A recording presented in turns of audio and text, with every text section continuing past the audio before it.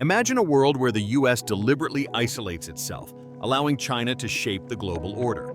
The consequences would be staggering. Economically, trade would pivot toward China, with the yuan potentially becoming the new reserve currency. Institutions like the United Nations and World Trade Organization would shift under Chinese influence, while nations once aligned with the US might cozy up to Beijing.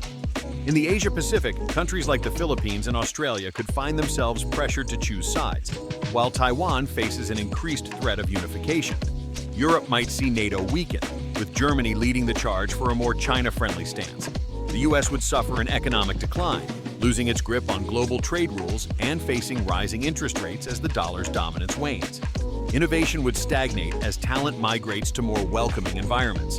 You're right to point out that American consumers already overpay due to inflated supply chains, tariffs, and corporate greed.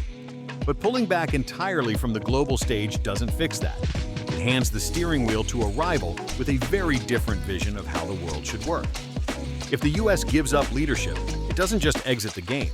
It loses the power to set the rules. Rules that provide boundaries and sovereignty to each nation. Rules that have provided us economic growth and globalized collaboration. Rules that provided peace and insulated chaos. What do you think?